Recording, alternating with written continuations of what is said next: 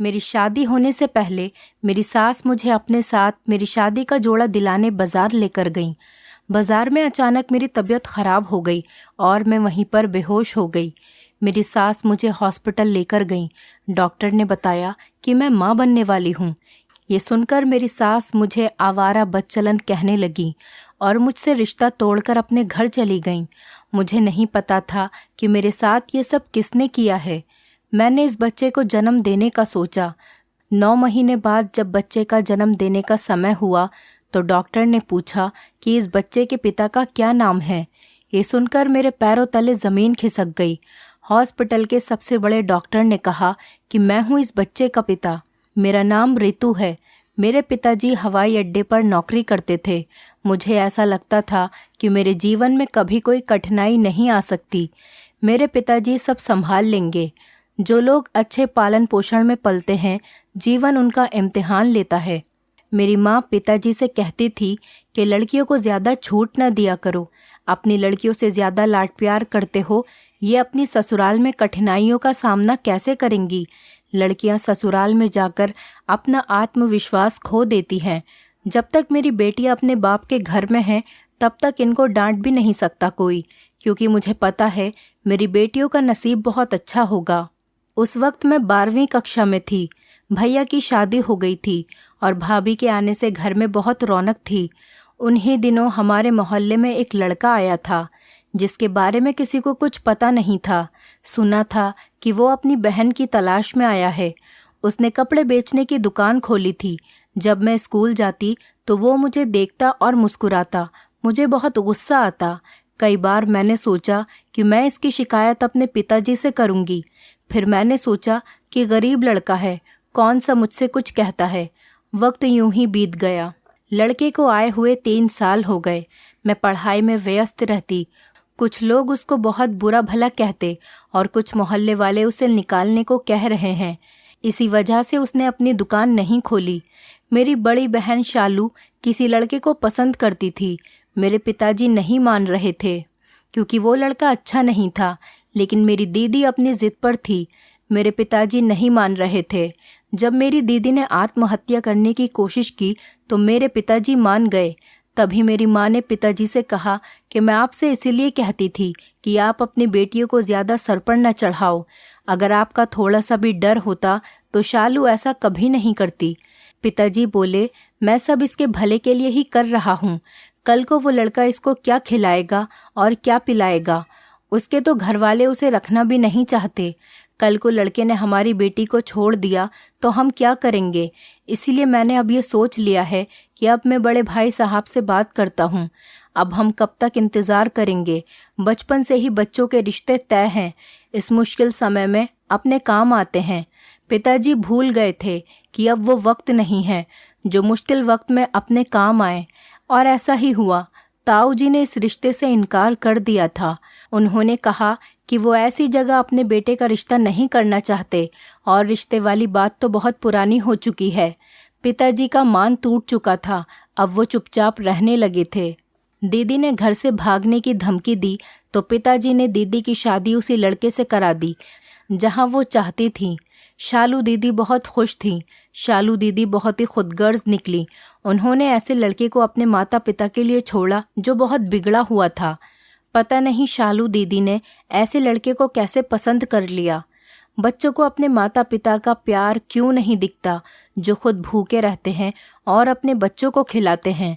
शालू दीदी की जब विदाई हुई तो पिताजी ने कहा कि आज से तुम्हारा हमारा कोई रिश्ता नहीं है। तुमने जिस लड़के के लिए अपने माता पिता को छोड़ दिया, आज से वही तुम्हारा सब कुछ है। मर भी जाओ तो अपने मायके मत लौटना। सब रिश्तेदारों में यही बात हो रही है कि शालू ने अपनी मर्जी से शादी की है। तुम हमारी बहुत बदनामी करा चुकी हो। अब तुम्हारा हमारा कोई रिश्ता नहीं है। पिताजी बहुत परेशान रहने लगे। दीदी शादी के 1 महीने बाद आकर पिताजी से माफ़ी मांगने लगी और कहने लगी कि पिताजी आप मुझे मारते पीटते, किसी कमरे में बंद कर देते, लेकिन मेरी शादी उससे ना कराते। उसने मुझे मारा पीटा और कहा कि जाओ अपने पिता से पैसे लेकर आओ, उससे मैं अपना कारोबार खोलूँगा। पिताजी ने परेशान होकर अपने बेटों से कहा कि शालू का जो हिस्सा है उसे दे दो। भाइयों ने शालू से कहा कि वो अपनी शक्ल भी कभी न दिखाए। हमारे पास कौन सी जायदाद है, सिर्फ एक यही मकान है हमारे पास कोई पैसे नहीं हैं जो हम तुम्हें दे दें। 2 दिन बाद शालू का पति झगड़ों में मारा गया। शालू अपने पिता और भाई से कहने लगी कि तुम्हारी बद्दुआ लगी है जो आज ऐसा हुआ है। मैंने दीदी से कहा, जब आपको वो मारता पीटता था तो आपको ख्याल नहीं आया। पिताजी की बिना मर्जी के आपने शादी कर ली, तब आपने नहीं सोचा कि पूरी उम्र आपको दिल से लगाकर पालन पोषण किया, आपकी परवरिश की, तो उनको दुख देकर आप कैसे सोच सकती हैं कि आप खुश रह सकती हैं। मेरी बात सुनकर मेरी दीदी रोने लगी। मेरे पिताजी रिटायर हो चुके थे और जो पैसे मिले वो भाई के कारोबार में लगा दिए और मेरी शादी के लिए रख दिए। मेरी पढ़ाई पूरी हो गई थी। पिताजी ने मेरा रिश्ता तय कर दिया था। मैं बहुत खुश थी। वो लड़का मुझे बहुत पसंद था, लेकिन वो लड़का मुझे पसंद नहीं करता था, क्योंकि वो लड़का किसी दूसरी लड़की को पसंद करता है और उसी लड़की से शादी करना चाहता था। मुझे जब इस बात का पता चला तो मैंने अपने माँ बाप को बताया। माँ ने कहा, बेटा, शादी से पहले ज़्यादातर लड़के किसी न किसी लड़की को पसंद करते हैं और जब शादी हो जाती है, पत्नी घर में आ जाती है तो वो सब कुछ भूल जाते हैं। माँ की बातों से मुझे तसल्ली हुई और मुझे कहीं न कहीं डर भी लग रहा था कि क्या होगा अगर, क्योंकि मेरे होने वाले पति ने मुझसे पहले ही कहा था कि तुम शादी करना चाहती हो तो कर लो, ये तुम्हारा फैसला है। कल को मुझसे कोई उम्मीद मत रखना। मैं हर हाल में अपनी पसंद की लड़की से ही शादी करूँगा। तुम्हारे लिए अच्छा होगा कि तुम ही इसी रिश्ते से इनकार कर दो। और मैं अपने पिताजी को कैसे दुख दे सकती थी, उनसे कैसे कह सकती थी कि मेरा होने वाला पति राहुल किसी और से प्रेम करता है। पिताजी की तबीयत दिन ब दिन खराब होती जा रही थी। एक दिन पिताजी को हार्ट अटैक हो गया, जिसकी वजह से उनकी मौके पर ही मौत हो गई। पिताजी को देखकर ऐसा लग रहा था जैसे पिताजी अभी उठ जाएंगे। चारों तरफ भीड़ ही भीड़ हो रही थी और चारों तरफ ऐसा लग रहा था जैसे पिताजी अभी बाहर से आएंगे और मुझे आवाज़ लगाएंगे। मुझे तो यकीन ही नहीं हो रहा था कि पिताजी इस दुनिया में नहीं रहे। मैं दरवाजे पर बैठी रहती और पिताजी के आने का इंतज़ार करती रहती। माँ भी कहती कि बेटी, जो इस दुनिया से चला जाता है वो कभी वापस नहीं आता। ये सुनकर मैं अपनी माँ के गले लगकर खूब रोती। राहुल की माँ ने पिताजी के गुजरने के बाद मेरा रिश्ता भी तोड़ दिया। मेरी माँ ने राहुल की माँ से कहा कि ऐसे रिश्ता ना तोड़ो, लोग क्या कहेंगे कि रिश्ता क्यों टूटा है। मैं सबको क्या जवाब दूंगी। अब तो रितु के पिताजी भी नहीं रहे। राहुल की माता ने कहा कि मैं कुछ नहीं कर सकती, मैं अपने जवान बेटे को खोना नहीं चाहती। मेरी बात को समझने की कोशिश करो। जब मुझे पता चला कि राहुल की माँ रिश्ता तोड़कर चली गई हैं, तो मैंने माँ से कहा कि उन्हें पहले रिश्ता करते समय अपना बेटा क्यों याद नहीं आया और अब 2 साल बाद उनको ये याद आ रहा है कि बेटे की खुशी से बढ़कर कुछ नहीं है। ताऊ जी ने भी सारी ज़मीन अपने नाम करा ली। बुआ ने भी कोई कसर नहीं छोड़ी। वो हमारी बहनों की इज्जत खराब करती रहीं और सब ने हमें अकेला छोड़ दिया था। जिसे जो करना था वो कर रहा था। समय बीतता गया। मैं एक कंपनी में नौकरी करने लगी, क्योंकि घर की आर्थिक स्थिति ठीक नहीं थी और भैया के कारोबार में बहुत नुकसान हो रहा था।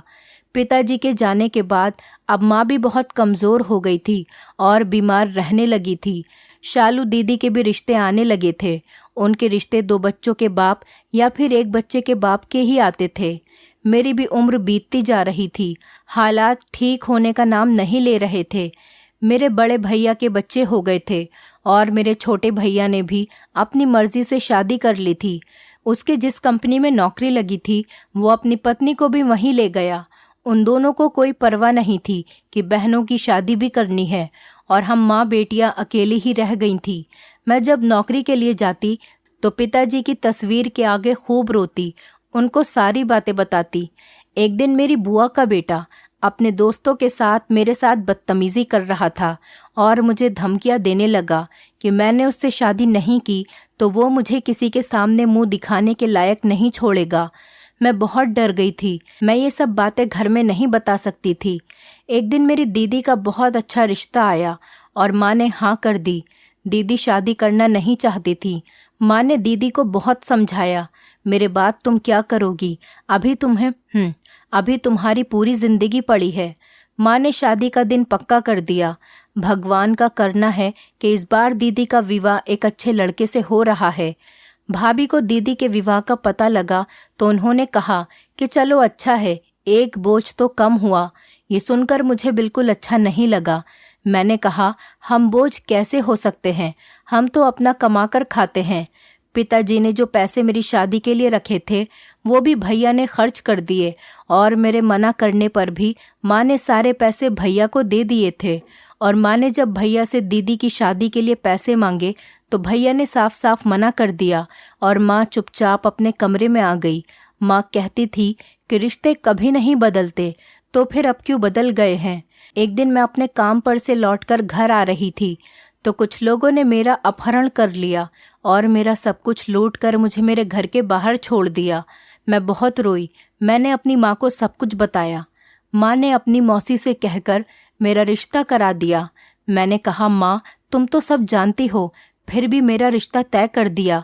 तो माँ ने कहा कि बेटा, इसमें तुम्हारी कोई गलती नहीं है, तुम इसके बारे में किसी को मत बताना, ये बुरा सपना समझकर भूल जाओ। मैं नहीं जानती थी कि ये सब मेरे साथ किसने किया है। वो लोग चेहरे पर मास्क लगाए हुए थे। शादी से कुछ दिन पहले मैं अपनी सास के साथ अपनी शादी का जोड़ा खरीदने मार्केट गई थी तो अचानक मेरी तबीयत खराब हो गई और मैं चक्कर खाकर गिर गई। मेरी सास मुझे हॉस्पिटल ले गई और डॉक्टर ने बताया कि मैं माँ बनने वाली हूँ। ये सुनकर मेरी सास ने खूब तमाशा किया और रिश्ता तोड़कर चली गई। मुझे पता नहीं था कि ये जुल्म मेरे साथ किसने किया है, क्योंकि उस दिन उन सब लोगों ने अपना मुंह मास्क से ढक रखा था। मेरी सास ने मुझे बदनाम कर दिया था। सब लोग मुझे आवारा, बदचलन, चरित्रहीन होने के ताने देते। मैं बहुत परेशान हो गई और मैंने मरने की कोशिश की। फिर माँ ने मुझे समझाया कि समस्या से भागना नहीं चाहिए, उसका सामना करना चाहिए। भैया भी घर छोड़कर चले गए थे, वो दूसरी जगह रहने लगे थे। मैंने अब सोच लिया था मैं उन लोगों को सज़ा दिलवाऊंगी जिन्होंने मेरे साथ ये सब कुछ किया है। पहले मुझे इस बच्चे को जन्म देना चाहिए, फिर मैं उनसे बदला लूंगी। अब वही लड़का हमारे घर पर आने लगा था जिसने कपड़े की दुकान खोली थी। वो बार बार घर आता, कभी कुछ सामान देने तो कभी कुछ लेने। मोहल्ले वालों को ये लगता है कि मैंने शादी कर ली है और वो मुझे माँ बनाकर चला गया है। और जब मेरी डिलीवरी का समय आया तो वो दुकान वाला लड़का भी हमारे साथ हॉस्पिटल आया। डॉक्टर ने कहा कि इस बच्चे का पिता कौन है, तो उस लड़के ने आगे बढ़कर कहा कि मैं हूँ। ये सुनकर हमारे सर पर आसमान टूट पड़ा। मेरी माँ उसे मारने पीटने लगी और गाली गलौज करने लगी। वो लड़का सब कुछ सुनता रहा। मेरी माँ ने उसके साथ मेरी शादी करा दी। जैसे ही मेरा बच्चा हुआ वो लड़का हम दोनों को अपने घर ले गया। मैं उसका मकान देखकर हैरान रह गई। उस घर में एक बूढ़ी औरत थी। जब मैं उस बूढ़ी औरत के पास गई तो वो मेरी कंपनी की मालकिन निकली। जैसे वो मुझसे मिलने आई मैं एकदम से उससे दूर हो गई। मुझे खुद से भी नफरत होने लगी और मैंने सोच लिया कि मैं इनके बच्चे को देकर यहाँ से दूर चली जाऊंगी। ये लोग मेरे साथ ऐसा कैसे करके खुश रह सकते हैं। इन लोगों ने मुझे मेरे घर वालों की नज़रों में ही गिरा दिया। मेरे पति का नाम कपिल था। कपिल मुझसे बहुत प्यार करता और उसकी दादी अपने पोते से बहुत प्यार करती, लेकिन सच तो ये था कि मैं अपने पति से बहुत नफरत करती थी। एक दिन मैंने कपिल से कहा कि मैं तुमसे डाइवोर्स लेना चाहती हूँ, मैं तुम जैसे घटिया आदमी के साथ नहीं रहना चाहती। कपिल ने कहा कि मैं तुमसे बहुत प्यार करता हूँ और पिछले 5 साल से मैं तुम्हें प्यार करता आ रहा हूँ, मैं गलत नहीं हूँ। तो मैंने उससे कहा कि तुम एक नाजायज़ बेटे हो, तुम जैसा आदमी मैंने इस दुनिया में नहीं देखा। ये सुनकर कपिल को बहुत गुस्सा आया और कपिल मेरे गाल पर एक थप्पड़ मारकर कमरे से बाहर चला गया। ये सब बातें कपिल की माँ ने सुन ली और वो मेरे पास आई और कहा कि मेरे बेटे ने तुम्हारे साथ कुछ नहीं किया है, उसने तो खुद तुम्हारी इज्जत बचाई है। ये लो तुम्हारी मेडिकल रिपोर्ट्स, इसमें तुम्हारे मुजरिम का नाम लिखा है। तुम्हें दुनिया के तानों से बचाया है। मेरे बेटे ने तुम्हारे नाजायज़ बेटे को अपना नाम दिया है। मेरा जायज़ बेटा होते हुए भी आज तक नाजायज़ सुनता आया है। मैं 2 भाइयों की इकलौती बहन हूँ। मैं बहुत मालदार घर से हूँ। मैं यूनिवर्सिटी में पढ़ती थी। वहाँ मुझे एक लड़के से प्यार हो गया। उस लड़के ने मुझे बहुत समझाया पर मैं नहीं मानी। मैं अपनी ज़िद पर अड़ी रही। मेरे कहने पर वो लड़का अपनी माँ के साथ मेरे घर पर आया और मेरे पिताजी ने उसका बहुत अपमान किया और इनकार कर दिया। पर मैं अपनी ज़िद पर अड़ी रही और अपने परिवार को छोड़कर अपने प्रेमी के साथ भागकर शादी कर ली और हम एक दूसरे के साथ बहुत खुश रहने लगे थे। हमें साथ रहते रहते काफ़ी समय बीत गया था। उधर मेरे मायके वाले हमें पागलों की तरह ढूंढ रहे थे। एक दिन अचानक मेरे परिवार ने हमें देख लिया और मेरे पति को पकड़कर मारने लगे और मेरी आंखों के सामने मेरे पति को इतना मारा कि वो वहीं पर तड़प तड़प कर मर गया। एक पत्नी के लिए उसका पति ही सब कुछ होता है। मैं पेट से थी। मेरे परिवार वाले मेरे बच्चे को भी मारने वाले थे। मैंने अपने बेटे को अपनी सहेली के पास छोड़ दिया। वो उसी के पास रहता था। मैं छुपते छुपाते अपने बेटे से मिलने जाती थी। समय बीतता गया और मेरा बेटा 15 साल का हो गया। एक दिन मेरी सहेली भी मर गई। फिर मेरे बेटे को सारी सच्चाई पता चल गई। ये सब सुनकर वो कहीं चला गया और मैं उसे इधर उधर ढूंढती फिरती। 6 साल के बाद जब तुम मेरी कंपनी में जॉब करने आई तो कपिल तुम्हारे पीछे आता था। वो मुझे देखकर वहाँ से चला गया। मेरा बेटा तुम्हारी वजह से मुझे मिला है। जिस दिन तुम्हारा अपहरण हुआ था उस दिन उसे पता चल गया था। वो भाग भाग कर मेरे पास आया और मुझसे मदद मांगने लगा। कपिल ने उन लोगों को जिंदा नहीं छोड़ा, उनको सजा दे दी। तुम्हारा मुजरिम कोई और नहीं, तुम्हारी बुआ का बेटा था। अपनी सास के मुंह से सारी सच्चाई सुनकर मैं उनसे माफ़ी मांगने लगी और उनके पैरों में बैठकर गिड़गिड़ाने लगी कि वो मुझे माफ़ कर दें। मेरी सास तो बहुत अच्छी औरत थी। उन्होंने सब कुछ जानते हुए भी मुझे अपने घर की बहू बनाया। फिर जब शाम को कपिल घर वापस आया तो मैंने कपिल से माफ़ी मांगी और कपिल ने मुझे माफ़ कर दिया और अपने सीने से लगा लिया। आज मैं अपने बेटे के साथ और कपिल के साथ अपनी ज़िंदगी में बहुत खुश हूँ। हम लोग एक साथ बहुत हंसी खुशी ज़िंदगी गुजार रहे हैं। दोस्तों, उम्मीद करती हूँ आपको हमारी कहानी पसंद आई होगी। कहानी पसंद आई है तो वीडियो को लाइक करें, चैनल पर नए हैं तो चैनल को सब्सक्राइब करें और हाँ, नोटिफिकेशन बेल को ज़रूर दबाएं ताकि अगली अपडेट सबसे पहले आपको मिले।